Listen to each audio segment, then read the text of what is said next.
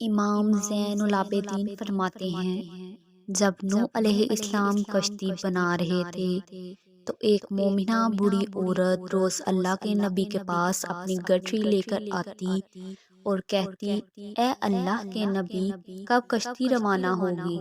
نوح علیہ السلام فرماتے، ابھی دیر ہے۔ وہ عورت شام تک بیٹھی رہتی اور پھر اٹھ کر چلی جاتی۔ ایک دن نوح علیہ السلام نے فرمایا، اے عورت، جب جانا ہوا تمہیں بتا دیا جائے گا۔ یہ عورت واپس چلی گئی اور انتظار کرنے لگی کہ کب نوح علیہ السلام بلائیں گے۔ اسی دوران عذاب آ گیا اور کشتی روانہ ہو گئی، لیکن نوح علیہ السلام نے اس عورت کو نہ بلایا۔ جب طوفان تھما تو ایک دن نوح علیہ السلام کے دل میں محبت اٹھی کہ شہر کو دیکھوں جہاں سے چلا تھا۔ وہاں آئے اور قریب جا کر دیکھا تو ایک جھونپڑی میں دیا جل رہا تھا۔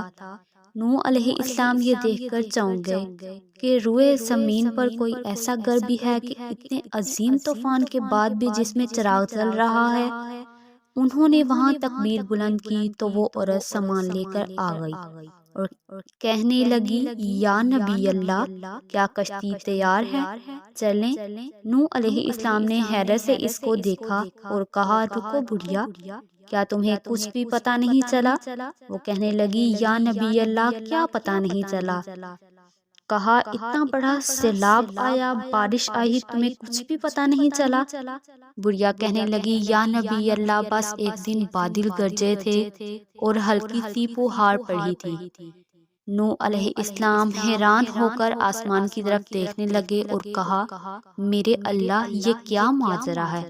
اللہ تعالیٰ نے نوح علیہ السلام پر وحی بھیجی کہ اے میرے پیارے نبی، اس عورت کے دل میں چونکہ تمہاری محبت تھی اور تم نے اسے پابند کر دیا تھا، اور چونکہ تمہارا اس سے وعدہ بھی تھا کہ نجات کی کشتی میں اسے ضرور لے جاؤ گے، تب جب کہ تم نے اپنا وعدہ پورا نہیں کیا۔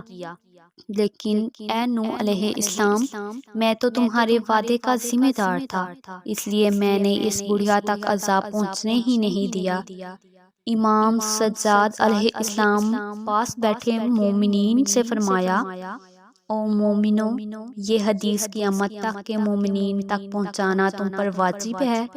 انہیں بتا دو کہ جس نے ہم سے محبت کی، قیامت کا عذاب ضرور آئے گا، لیکن جیسے اس بڑھیا کو پتہ نہیں چلا، ایسے ہمارے مومنوں کو بھی پتہ نہیں چلے گا کہ کب قیامت آئی اور کب گئی۔